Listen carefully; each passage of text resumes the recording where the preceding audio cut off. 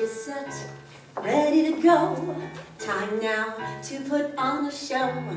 This Old Hat is the name of the play I'll do for you today. Hello and welcome. Today you will meet 4 famous women of American history, all played by me. I'm Patty, and I hope you like it. So curtain up, we're set to go for this old hat. On with the show. My name is Dolly. I was born Dolly Coles Payne in Guilford, North Carolina. I was born a Quaker. In the following year, I met James Madison. I was actually seen by Mr. Madison, and he requested to meet me. I was flattered, but a bit hesitant about our meeting. He was 43 years old, I 26. He was a bachelor, a well-known political figure, a congressman. He wrote the Bill of Rights. I was a Quaker widow with a child. At a glance, the only thing that seemed we had in common was our height. 5 feet 6 inches tall. I could see clearly. I had begun a brand new life, and I was going to have some fun. For the first time in my life, I could wear whatever I pleased. I now could dress in fashion, the style of the day. I bought a dress of pink brocade, I shed the Quaker gray. Some remember Dolly, woman with a flair. Some recall me as the girl with charm beyond compare, but I'd be even prouder if you'd remember me as Mrs. Dolly Madison, hostess of Liberty.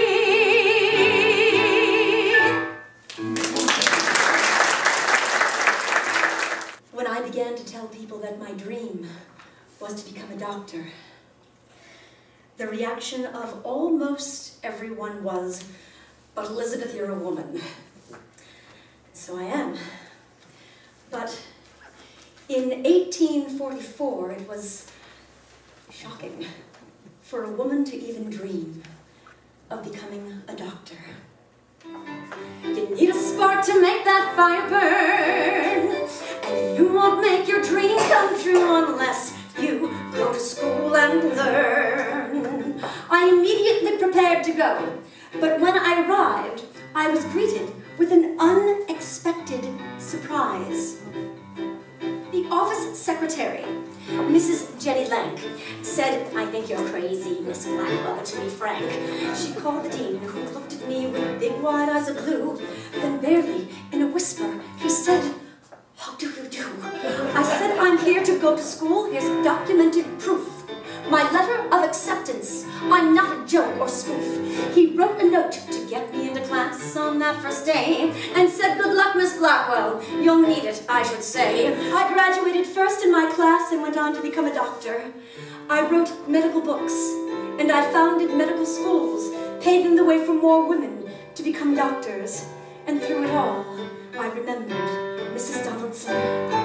Baby birds must flap before they fly. You've got to peel a peach to bake a pie. You need a spark to make that fire burn, and you won't make your dream come true unless you learn.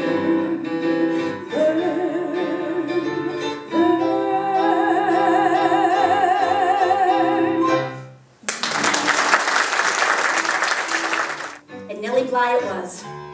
I was a journalist. I wrote articles for newspapers. I became a journalist because I wanted to write the truth about things that newspaper men were not in the world of 1884. It took some doing, but I was able to convince those gentlemen at the World that Blackwell's Island was a story worth getting to the truth about. Here was my plan. My name would be Nellie Brown, so that no matter what, I could be identified by my initials, N.B. That night I couldn't sleep.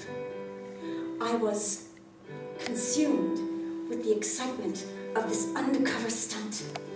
I knew my plan was working, and what I was about to do would change my life. It was the greatest night of my existence, for in that mirror I could see I could travel any distance, anything was possible for me. It was the greatest moment of my being, my future coming into view. For in that mirror I was seeing I would make my dream come true. I would make my dream come true. I did it. I fooled the doctors and I went undercover in a madhouse. I got that job at the World and I went on to become a famous journalist in New York City. But I never forgot those women and what I learned during my 10 days on Blackwell's Island. A victim's affliction, defenselessness, pain. There must always be people that right on these wrongs, or the question will always remain: who's really Maddie?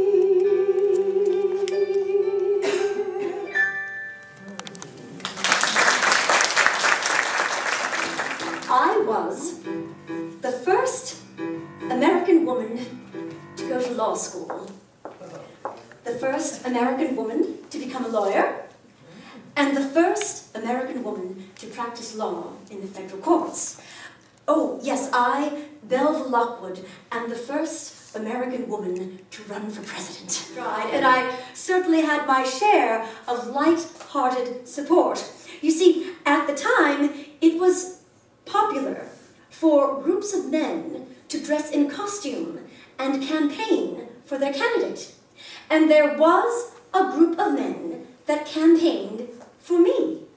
And at this time, I would like to request 2 volunteers to come up and help me demonstrate how these men campaigned for me.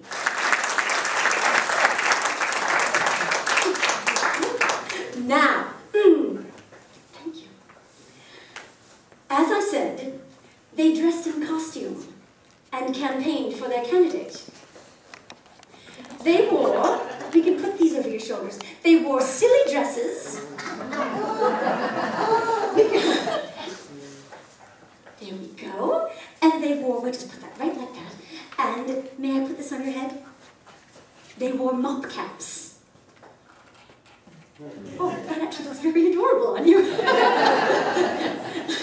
May I put this on your head?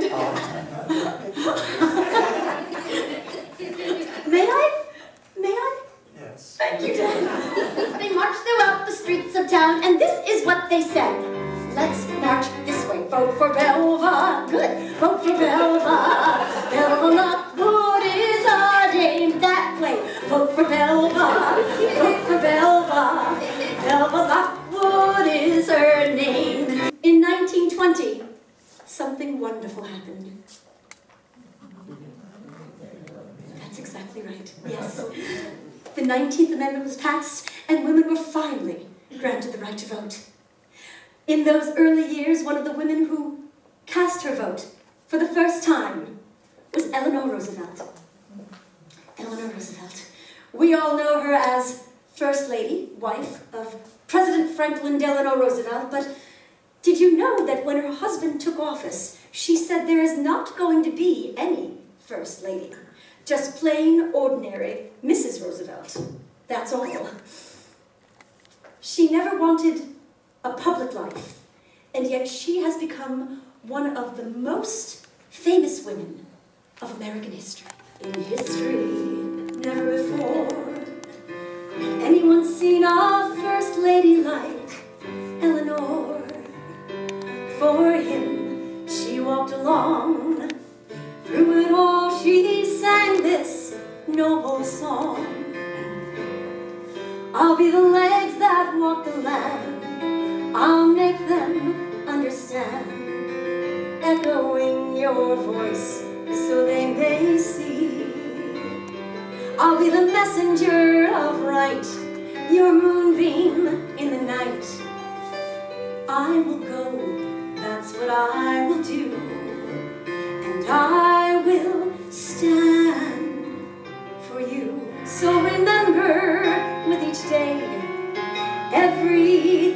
say, all we do, large or small, you see, is a chance to take the lead.